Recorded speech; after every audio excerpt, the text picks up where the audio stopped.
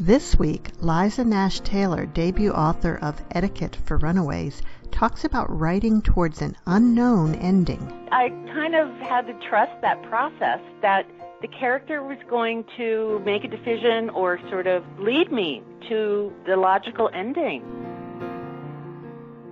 Welcome to Writer's Voices with Monica and Caroline. I'm your host, Monica Hadley, and with me is my co-host and mother, Caroline Kilborn. Hello, everyone. I hope you're having a beautiful day wherever you are. Beautiful day in the neighborhood. Yeah, right. So, we had fun reading this week, didn't we, Mom? Oh, my gosh. Yeah. Talk about a page-turner. I mean, come on. So why don't you introduce our guest? Okay, I will do that. Our book today is, Etiquette for Runaways, and our author is Liza Nash Taylor, and she was a 2018 Hawthorne International Fellow and received her MFA from Vermont College of Fine Arts. The 2016 winner of the San Miguel Writers Conference Fiction Prize. Her work has appeared in Mitochondria 2, Gargoyle Magazine, and Deep South, amongst others. A native Virginian, she lives in Keswick with her husband and dogs. So, welcome to the program. Thank you, Monica and Caroline. I'm delighted to be on Writer's Voices. So the title of this book is Etiquette for Runaways. And yes. That, it wasn't quite what I expected when I got into it. No, it wasn't. That's right, me either. What did you expect? I think I was expecting a contemporary fiction. And particularly because of the cover. She just looked contemporary to me. But it's not. It's historical fiction, and it's set in the Jazz Age in Virginia and New York and Paris. That's right. Yep, yeah. Right. So tell us a little bit about the kind of the impetus behind Etiquette for Runaways. Well, I knew I wanted to write a historical novel, and in beginning a novel, an author makes three basic decisions: the setting, the characters, and especially for historical fiction, the time period. So as far as the setting goes, it was this time of year, the dog days of summer in Virginia, and I had very recently broken my right ankle. So I was stuck at home in my old house. We live in a circa 1830 Virginia farmhouse. And so the decision as to where to begin the story was pretty easy. I couldn't go anywhere, but from where I was sitting on the porch, I could look out and see the southwest mountains and smell newly cut hay. And I knew, this place has some history. Albemarle County, Virginia, definitely has some history. And you've lived there your whole life? I grew up in Virginia Beach and then went to school at Mary Baldwin College and then lived in New York and Nantucket. And then when I married the second time, I moved back here about 27 years ago. It's funny because I'm actually reading or listening to another book set in Virginia right now, which was What's that? Water Dancer by Tahitian and Coates. It's set in slave times. Yes. Yeah, and it's a fabulous, fabulous book. So there's something about Virginia that's calling to me, those country roads. So why this particular time period? Well, I was trying to decide when to set the book, and I was, of course, I had the constraints of the age of the house, so 1830 to present, and I was trying to decide what would be an interesting era to write about here where I live in Albemarle, and the 20s kept sort of running through my mind. Number one, I love the period. I love Art Deco. I love the fashion and the music. And there was a lot going on here. there was moonshining going on here, and nearby Franklin County, about 2 hours from here, during Prohibition was called the moonshine capital of the world. So, and in Albemarle here, there was a moonshiner named Bose Shiflett, and he operated out of Bacon Hollow, and he was known as the King of the Blue Ridge. So, so when you come across a little Easter egg like that in research, it has to have a cameo. So, in Etiquette for Runaways, your protagonist is a young woman named May Marshall, and she is living on this. Basically in your house, I guess. Is that true? Yes. Mm-hmm. So she's living in your house. Her father's a grocer, but he's also a moonshiner. Now, was that, we think of moonshiners as being, kind of the people with not too many teeth living up in the mountains. But is it more historically accurate that it was maybe tradespeople and leading citizens doing it too? Well, that's an interesting question.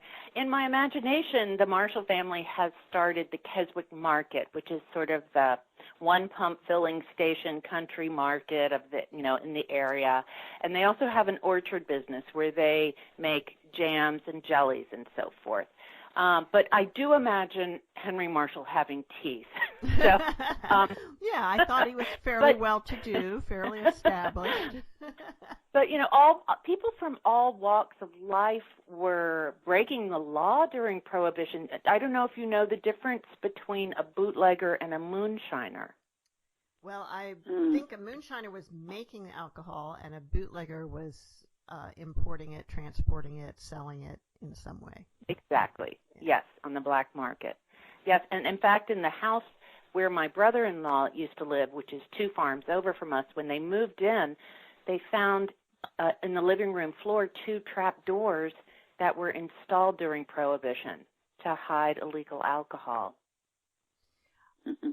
Yeah, the whole idea of making it illegal just seems kind of foolish, although there are nations, even to this day, where alcohol is illegal. Are there any dry counties left in the U.S.? There might be. I think I have heard of some in Alabama or Kentucky. I'm not sure. I don't want to live in one. Me neither. Okay, so now May has gotten herself into a bit of trouble to start out. Yeah. And her father gets himself into a bit of trouble. There's really a lot of trouble going on throughout this book.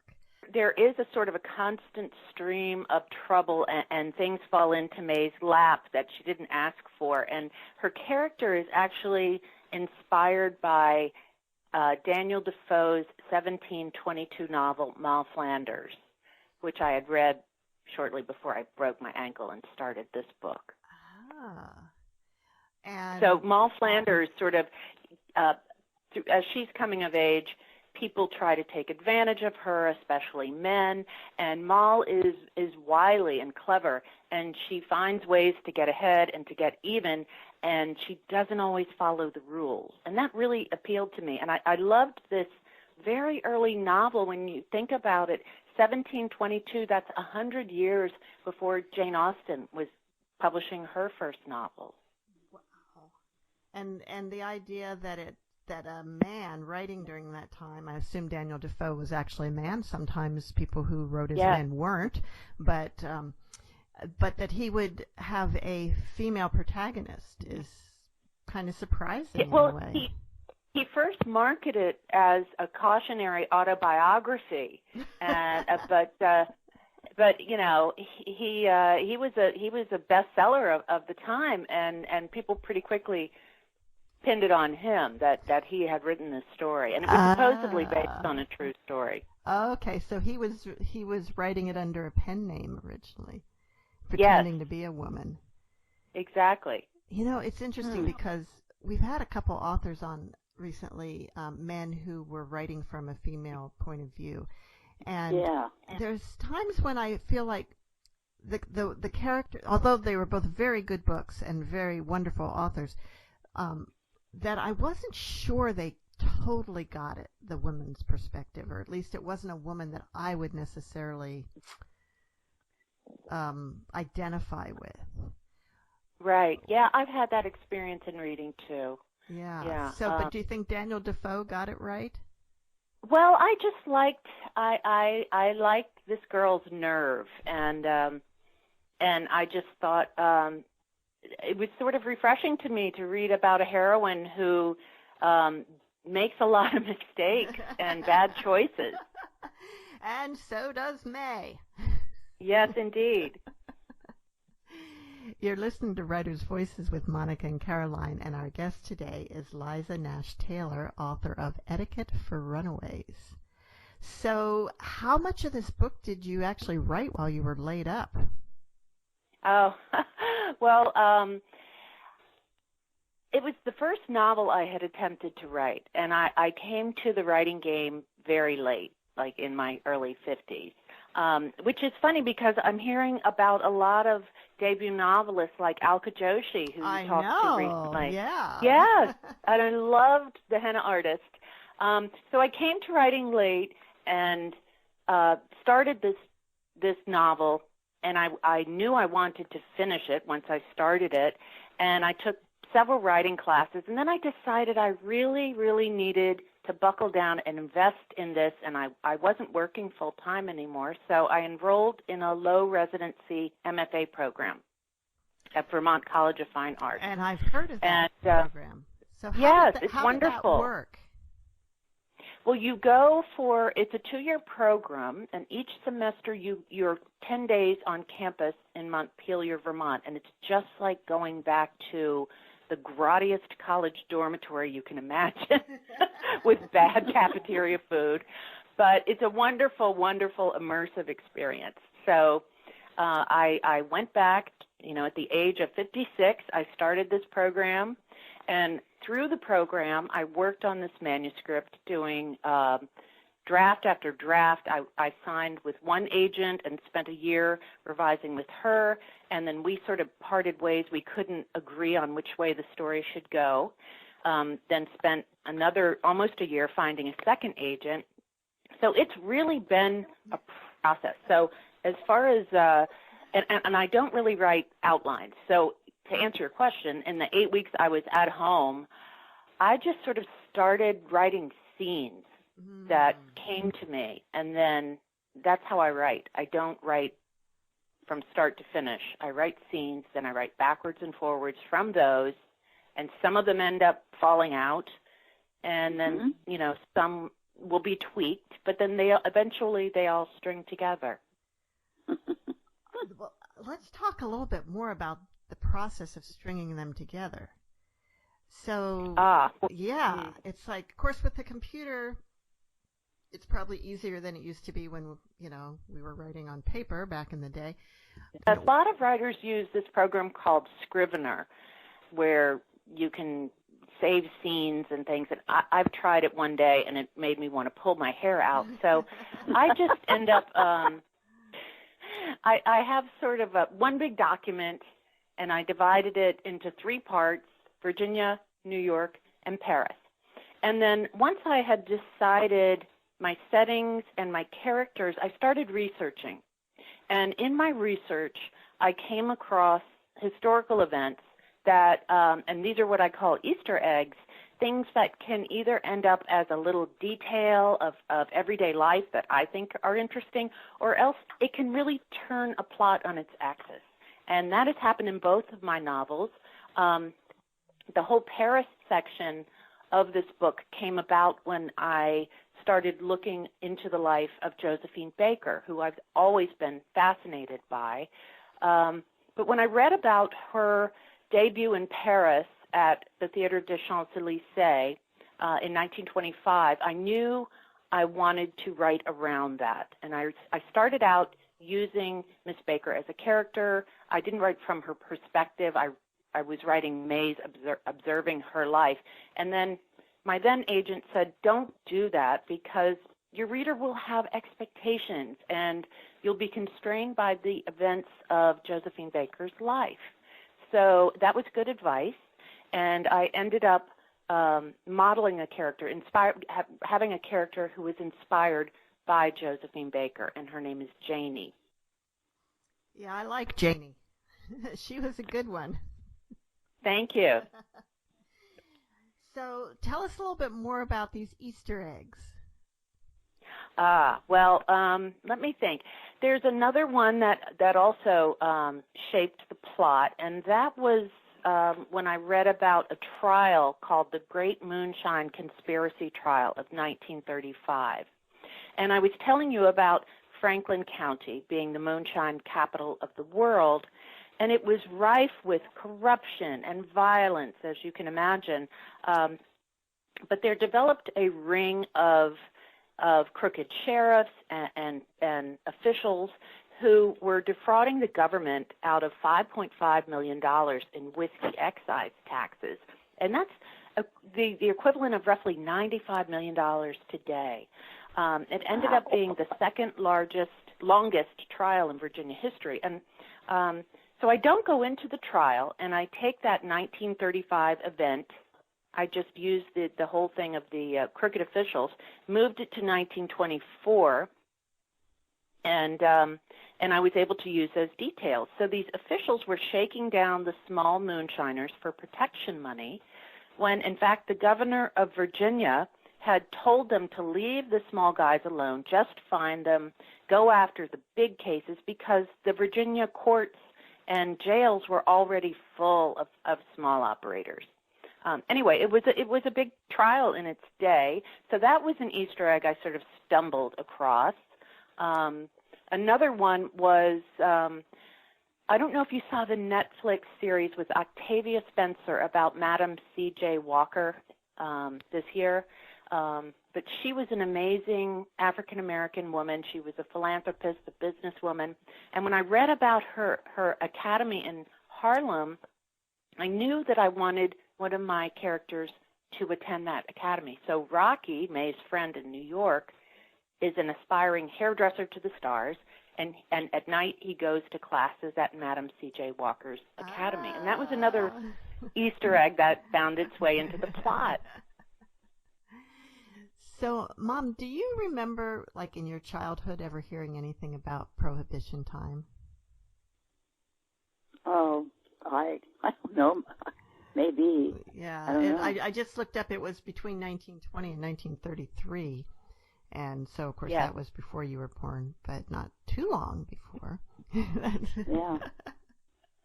Well, I remember hearing about it, of course, and then, of course, when it became legal again, then why everybody was, having a blast, I suppose. It's my parents were social drinkers, but they didn't, Yeah, but isn't it interesting though that Prohibition, was the entire 1920s, and yet that was the jazz age, and we have all this. Yeah. We think of people as drinking a lot during that time. I know all these places where they had all the dancing and everything. Yeah. Yeah, the speakeasies. Which that's it. They play a role in your book too once May gets to New York. Yes, absolutely. And in fact, the passage I'm going to read to you takes place in one. Well, why don't we have you read it? That would be okay, great. Lovely. So to set this up, it's 1924. May Marshall has arrived in New York, not knowing anyone, not knowing what she's going to do with her life. And the first person she meets is a young man named Rocky. He's an elevator operator at the New York Biltmore Hotel. And he's an aspiring hairdresser, as I told you. So in the scene I'm going to read you, earlier in the day, he has cut off her hair and given her, a 1920s bob, which was so fashionable then. So he's asked her if she'll go out as friends to what they called a black and tan club, where black and white patrons could socialize together. So in this scene, she's borrowed a dress. Her friend at the rooming house has done her makeup, and she's going out for the first time in New York. And this is from part 2. Following Rocky's instructions, May took the L to West 133rd Street. At the Patagonia Club, he waited outside the door, standing tall in a pearl gray suit and derby hat. May told him that he looked as handsome as Duke Ellington, only without the mustache. Entering the foyer of the club, the outside world seemed to dissolve behind them. While Rocky spoke to the maitre d', she studied her reflection in the entryway mirrors, hardly recognizing the girl who looked back. The girl in the mirrors sparkled with anticipation. She was quite glamorous, actually. May stood straighter, lifting her chin. Now the girl looked confident. She gave herself a secret wink. No one would recognize the frightened girl who came on the train from Virginia. The maitre d' led the way through a smoky perfume and liquor-smelling labyrinth, then paused, looking for a table. Even though Rocky had explained the premise of a black and tan club, seeing white people and Negroes sharing tables and dancing together seemed both pioneering and terribly sophisticated. In a corner, a young woman in a fringed silver dress sat on an older man's lap. When she threw back her head, laughing, the feather plume on her headband ruffled and settled. Her companion rolled up a banknote and passed it to her. Leaning forward, the girl's breasts almost spilled from her neckline as she sniffed up a line of powder from the glass tabletop, then whooped, wiping her nose. As she leaned forward again, her eyes caught May's, and she lifted her chin in invitation, holding out the rolled-up bill. May shook her head and looked away, and the girl whooped again. Rocky leaned closer and said, "Cocaine." "She looks like she's having fun," May said. The maitre d' summoned them to a table near the stage and held May's chair. He bowed slightly, then disappeared into the crowd. She leaned forward, covertly watching the girl with the headband. She wanted to absorb every new thing. This sophisticated girl in the ice blue dress needed some lessons in city life. "Have you tried it?" "Yeah," Rocky said. "Makes you feel all jazzed up." He tacked a cigarette out of the pack. "Folks get dependent on it, and it's expensive. Listen, there are plenty of temptations in this world. A thing like that is just the thin end of the wedge. Cigarette?" "No, thanks." "What does that mean?" "Well, you try something once, and maybe you like it.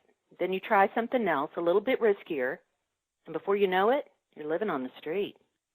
Sometimes things that feel good are dangerous, you know?" "But you tried it." "I did. That I did. And I can tell you, it was something I had to walk away from." The spotlight surrounding the stage flashed twice. Then the room went black. A saxophone wailed a single, prolonged, mournful note. As it receded into the dark, the crowd was hushed, expectant, for one long beat. 2, 3. With a startling blare of horns, the lights came up, and a line of chorus girls in sparkling costumes kicked and shimmied onto the stage. They kept time operating as a single mechanical force, at once graceful and strong. May tapped her foot to an exuberant thrill of rhythm as vocalists alternated with dance numbers. Each time the chorus appeared in new costumes, she was further enchanted by the beautiful sweating bodies of the dancers, the swing and glitter of their costumes. The musicians so obviously enjoying themselves, asking and answering each other through their instruments. She glanced around at the audience, each person either ignoring or picking up the vibration, responding or not responding.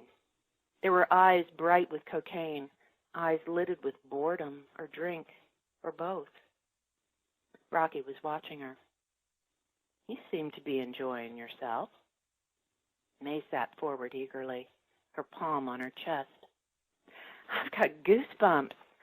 Oh, thank you for bringing me here. This place it's absolutely magical. The dancers and those gorgeous costumes. You know, my mother designed costumes. You wouldn't believe the work that goes into them. That would be a swell job to have, wouldn't it? Rocky sat back and crossed his arms, smiling benignantly. You should see your face right now. Why not give it a go? Apply to work in a costume shop. What have you got to lose? With a sudden, vertiginous dropping of her heart, May lowered her hand. What do I have to lose? That, my friend, is a very good question. The nightclub had transported her far away from the world she'd left behind. She toyed with the stem of her glass, saying, I just want a chance, you know, to make something of myself. I want to find where I fit in. Rocky nodded, clinking his glass against hers. Absolutely. Here's to chances, kiddo. I put in 3 applications this week for hairdressing positions. You are going to apply at a costume house. Try for something better than the laundry. May raised her glass. To chances. And that was Liza Nash Taylor reading from Etiquette for Runaways. So, Mom, what drew you into the story? Well, I was anxious to see what would happen to her because she was inexperienced, and she had this one friend who was quite wealthy, came from a wealthy family, and so forth, and she didn't. And I don't know, and there was always this gentleman that she kind of liked in the background, and he liked her, but you know, she went to New York and then to Paris and everything, and I don't know, I just wanted to see what was going to happen. So I think the character of Rocky was a wonderful character to have in there, I really do, because he was a rock. He was a rock for her. Yeah. You know? Yes. Yeah. So, was it, you know, she came from the South. But she was close to some African Americans in the South, kind of people who worked for her father. Do you think it was uncommon for someone like her to have been so accepting of friendships with people of color in that day and age? That's a good question. May has grown up in a household raised by an African-American housekeeper, pretty much.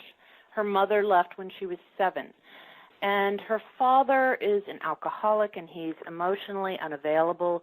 So she's grown up sort of without the emotional toolbox to stand up for herself and to say no. So she's open and to everyone. And when she goes to New York, and Rocky's the first person who befriends her, and then she meets Janie as well, she admires them. She watches them get ahead through their hard work and their drive and their talent.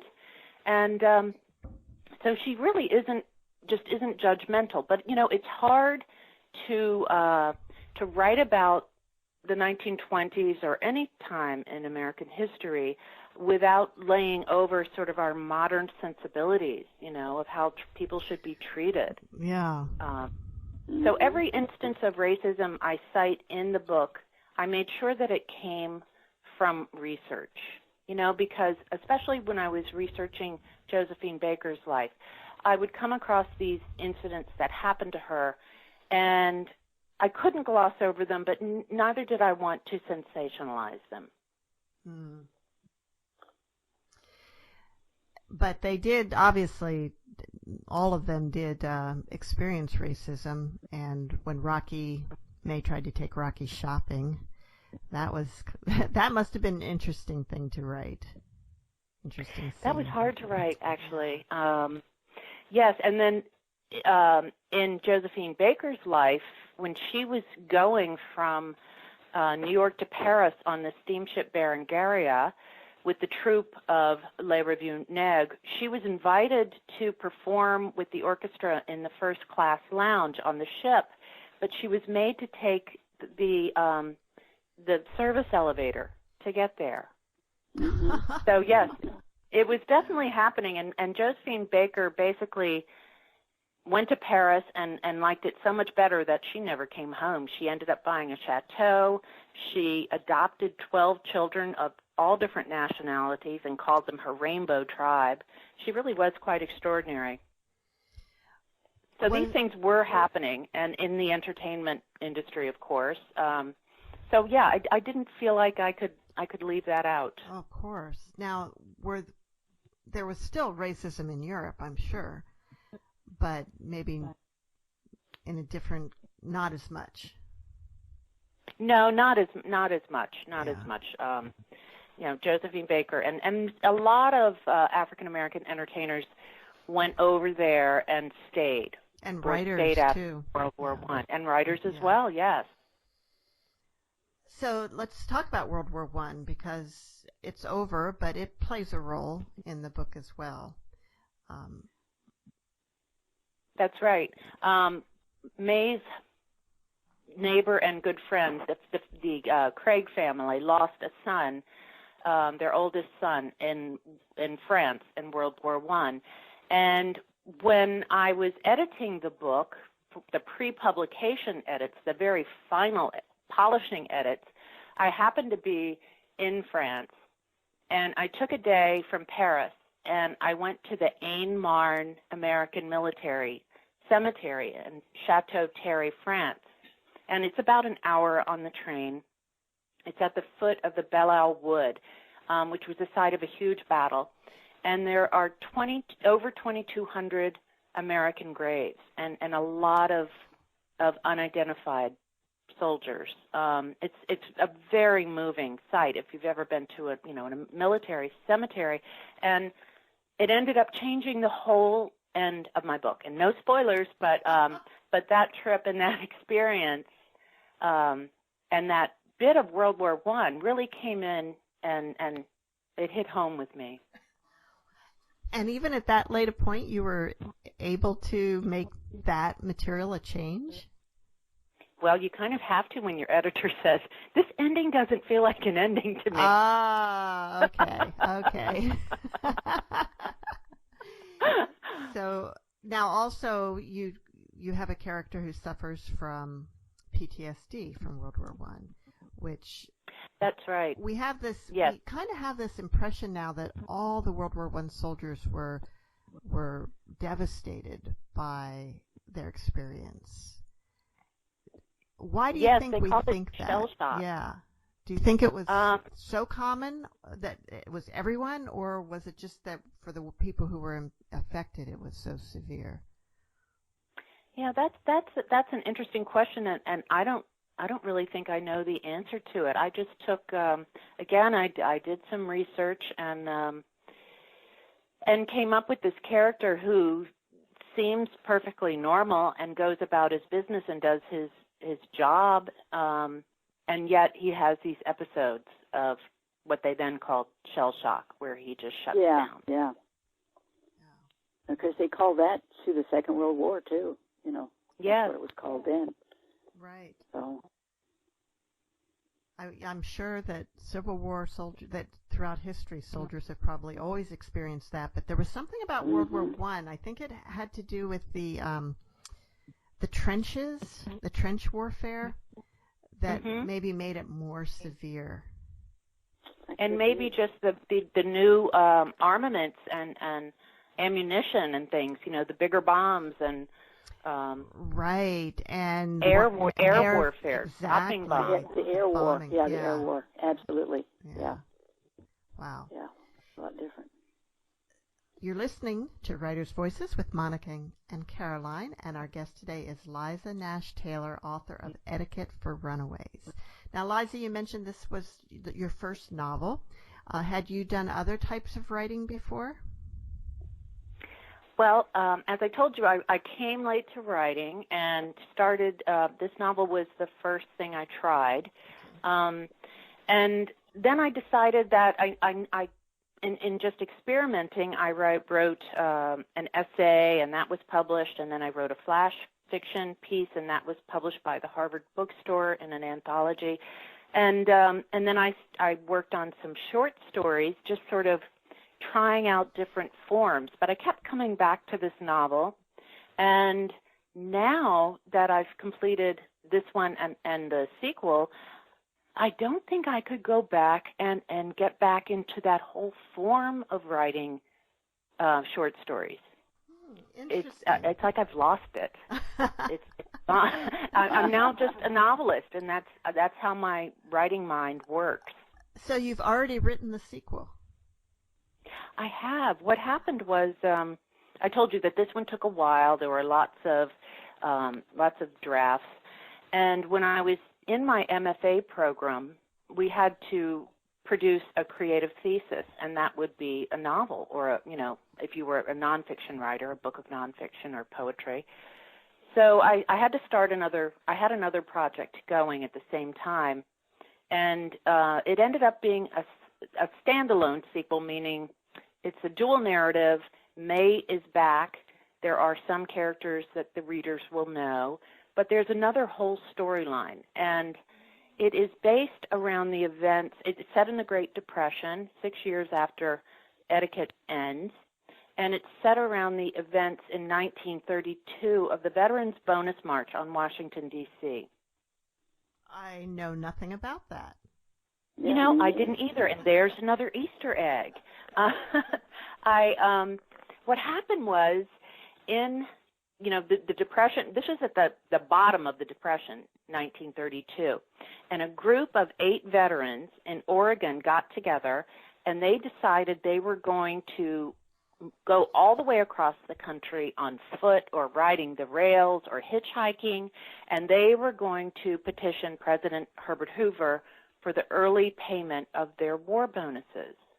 And these bonuses were slated to be paid in 1945, but of course everyone was desperate. They didn't have jobs or they were losing their homes. So they got a lot of press.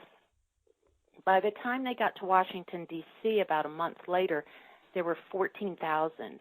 And over the next couple of months, that number grew to 20,000 veterans, bringing their families and camping out around Washington and inhabiting partially demolished office buildings. And the president would not meet with them. But a bill was proposed to pay them early. It was defeated, and many of them stayed on until the end of July when President Hoover got General Eisenhower to clear the camps with tear gas and burning out these shacks. This is where the term Hooverville comes from, a shanty town in the Depression. Right. Right. So I write about this summer, and in my imagination I'm placing a teenage girl there who goes with her father and then is separated. And halfway through the book, she and May will cross paths, and their lives will intersect, and they will influence each other in ways that neither could have imagined. Wow.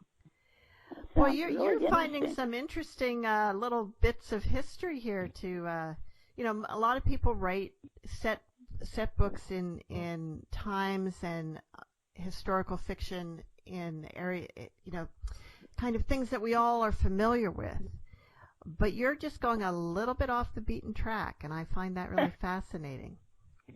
Well, thank you. As I said, I call them Easter eggs because to me these are gifts, and I love history. I love finding out the details of everyday life from an era I don't know about. So it really is a gift, I think, when I find out about an event like this that I didn't know about, and I can craft a story around it. Absolutely, yeah. So, Liza, you had talked earlier about that you worked with your first agent on rewriting and so forth. How did you actually find your agents, and is it common to have an agent that early in the process that really coaches you through the rewriting? Well, in hindsight, I can say I didn't know what I didn't know. So I was so gung-ho about getting into writing, and I was 53 getting started, and I needed to catch up. So I started, once I had my first draft, of course, I think every beginning novelist finishes the first draft and thinks, well, I'm done. Now, this is ready to be published. Right, I'm laughing now.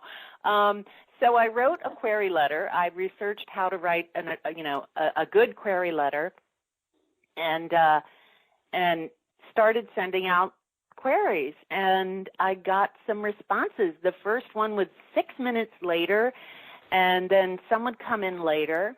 And I got an agent who said, with a very good agency, and she was wonderful to work with, and she said, this has potential, but it's not there. Let's start in on what we call revise and resubmit, meaning she was guiding the manuscript, but she hadn't signed me yet, and it took like 11 months before I was signed. And during this time, I was getting my MFA. I felt like I was growing as a writer, and I liked the way my writing was going as I, learned and got workshopped and had advisors that I respected. So when we got to a certain round of revisions, I started pushing back. And she was not happy, and I was not happy. I wasn't the same writer she had started working with. And I didn't like her vision for where the story should go. And we parted terms. I think we were both sad. I respect her tremendously, and we keep in touch a little bit. But I knew that that I needed this story to go in a different way. So yes, it was early in my process, very early to get an agent. Yes. And and then I sat back for a while and polished this up and thought, what do I really want this book to be? And so I rewrote that query letter, changed the draft to the way I really wanted it to be, and I started over querying agents. And the agent I have now sent it out almost immediately. He said it's ready to go. Wow. So it seems like for someone who's come pretty late to the game, you've had some pretty kind of quick successes. Now, not necessarily in publishing this book, but in finding people who are interested in your work and in publishing the essay, like the first essay that you wrote. And yeah. Well, I have really been fortunate. Some of it is being in the right place at the right time, and I now teach seminars and to teach people how to write a query letter and how to submit to literary magazines to get started, because I really believe that aspiring novelists and writers, you have to get noticed to get noticed. So you have to start small and get a small piece or an excerpt published. And then, when you write that query letter, you have some credentials and some credibility, Mm-hmm. Right. Yeah.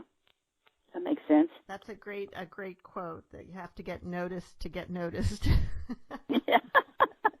Well, I was wondering now, you didn't self-publish this, though, this book. Did you ever consider that? No. My publisher is Blackstone Publishing, and they got started about 30 years ago as a pioneer in audiobooks. And about 10 years ago, they went into publishing hardcover books, and they make a really beautiful, beautiful book. Oh, they do. Oh, yes. Oh, yes. That's for sure. Yeah. Yeah, that was and that's important when someone's just browsing through the bookstore, and not knowing. Except they can't do that now. No, they can't. And I was going to ask, so when you teach seminars, I assume they're online. Have they always been that way, or is that something you've had to move from in-person to online? I've only taught a seminar in writing historical fiction online on Zoom, and before that, I serve on the board of a place called Writer House, which is our local Charlottesville not-for-profit writing center. So we have classes and we have programs with schools to teach writing and creative writing, and so I would teach. They have a physical space where writers can come and have a safe space to work privately and quietly. So I would teach there, and usually, we'd have like a dozen people or so in a class. And then, so the transition to Zoom is not the same. You don't, people talk and they're all blocking each other out, and everybody ends up saying, what did you say? So It must be hard. I wonder how Vermont College, with the low residency, if they've now moved to no residency on their MFA program. Yeah, they have temporarily, and in a way, I mean, it's hard for those students not to have that 10-day residency, but during the semester you have the 10-day residency where you're assigned an advisor, you have workshops, you listen to author talks and things like that, and then for the rest of the semester, it's you and your advisor just communicating by computer. So, it's not that big of a switch, but they do miss out on that personal interaction. Exactly.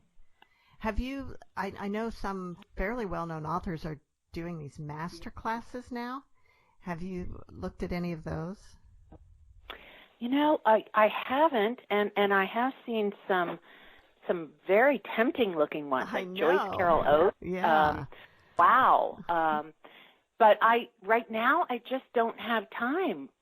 I don't have time. I'm working on the pre-publication edits of the second book, which I sort of had to put aside for these 2 weeks of launch. But that's kind of, once I get my head into that story or this story, I just have to immerse myself, really. So you're promoting this book, which when did it come out, or has it come out? Tuesday, the 18th of August. 18th of August. Congratulations. Thank you. Of course, you probably had a physical book in your hand long before that, because I know that I did. But how does it, and you can't go into a bookstore and see your book on the shelves. So the question is about how does it feel to go into a bookstore and see your book on the shelf?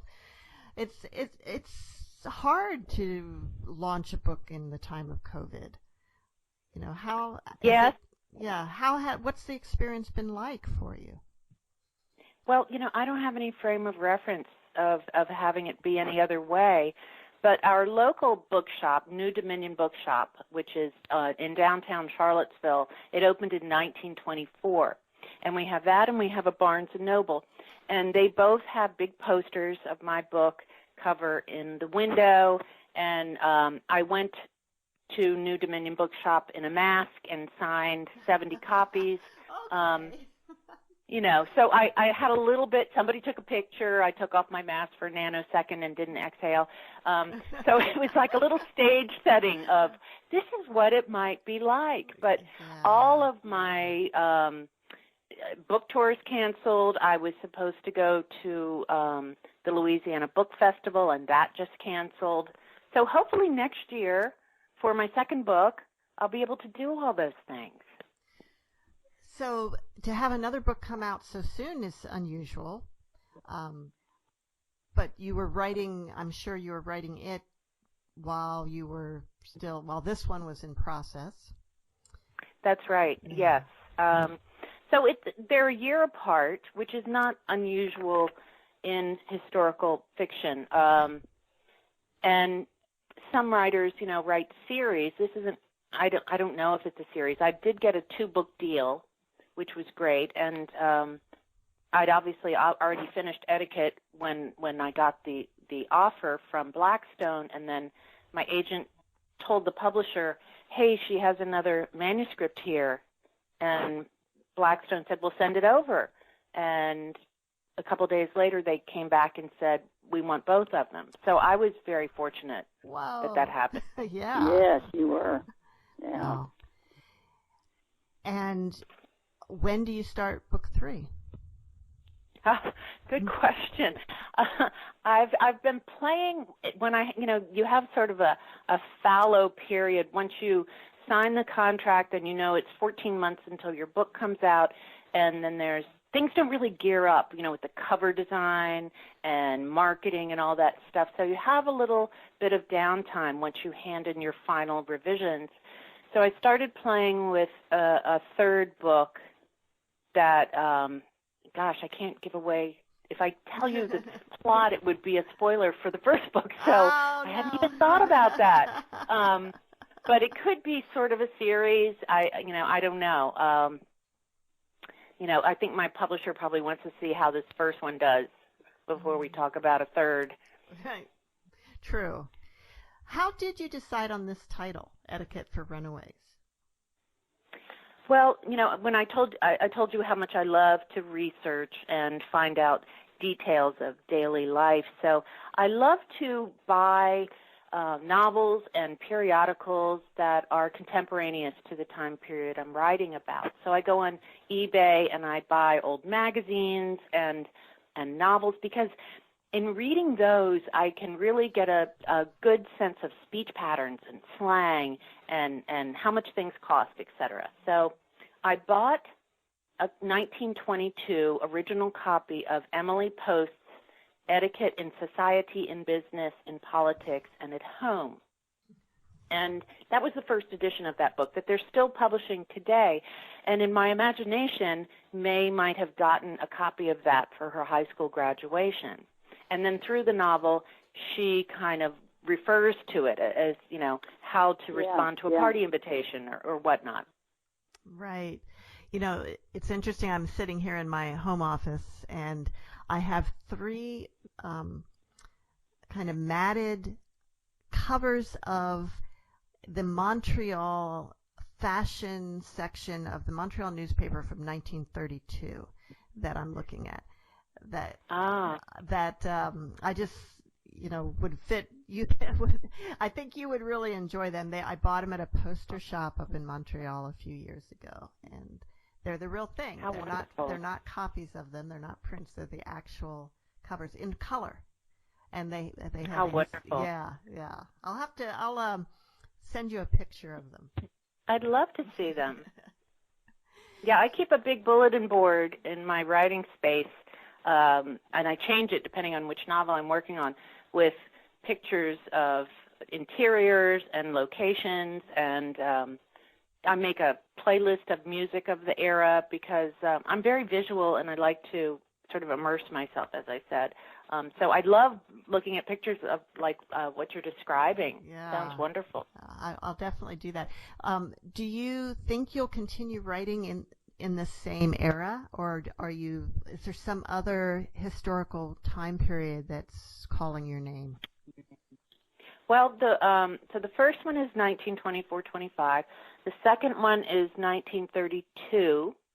And the one I'm toying with is set in the early 50s in Paris. Oh, okay. So, again, they've each been sparked by an event or, a person, although I don't write about historical figures. But so that I don't really have rhyme or reason. I know some people are much better organized than I am about what they write about. I'm still fascinated by the fact that you, like you said, you just write scenes and then put them together later. So I think that means you don't really know what's going to happen in the end. You're exactly right. And so many novelists would hear me say that and be absolutely horrified. But I don't really have an outline. I know where the story begins. And then in both cases, it's been about 3/4 of the way through the story, and I sort of will write a scene and go backwards and forwards and connect, and then they do connect sequentially before I can move forward. But then in both cases with these novels, the ending didn't reveal itself to me until I was 3/4 of the way through. And I was a little panicky about that, wondering, is this book going to end up being 800 pages? And but I kind of had to trust that process, that the character was going to make a decision or sort of lead me to the logical ending. And I say that the ending of Etiquette for Runaways is hopefully ambiguous. It doesn't tie up into a neat bow. Well, that is true. That's absolutely true. That's why we have a sequel, I think, right? Yes, right. Now, part of the plot has to do with May looking for her mother, who had left when she was a little girl. At what point in the writing did you know what had happened to her mother, where she would be? That came about, again, through research. And her mother's story is based on an actual case in France. a murder case. And her mother was just, at the beginning, when I first started the book, her mother had died. And I thought, well, I could do a lot more with it than that, than the mother just dying at the farm at the beginning. Shoot. Especially with she needs the a whole backstory. concept of runaway, that her mother was really the runaway. Yes. Yeah. Yes.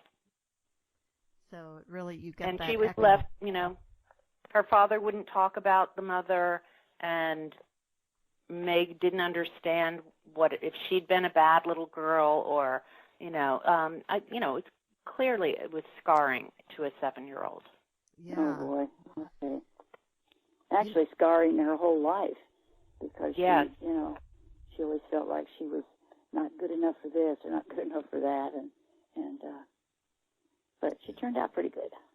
I'm not being a spoiler here, but So just one last question because we're about out of time. But Liza, what was your earlier career? Well, I started in fashion design. I went to Mary Baldwin College, as May did, and I could not get out of Virginia fast enough. I went to New York almost immediately and went to graduate school at the Fashion Institute of Design in fashion design. And I didn't finish. It was a 1-year program. I didn't finish because I was hired by Ralph Lauren, and that was really my dream come true at the age of, 22. And I worked for Ralph Lauren for 3 years, and I loved it, but it was so demanding. I just couldn't keep up with it. So I moved to Nantucket, and for one marriage, I had an antique shop on Nantucket, and then I did photo styling, and I designed a line of baby clothes made out of recycled cashmere sweaters. And so, I was always doing something in the design field. Oh, and then when my youngest daughter went to high school, I decided to go back to school and study literature. And that was how I fell into writing. Ah. Oh, well, wow. You sounds like you've had a very creative life. Well, I've been lucky to be able to work in creative fields that I wanted to pursue. And you've only just begun.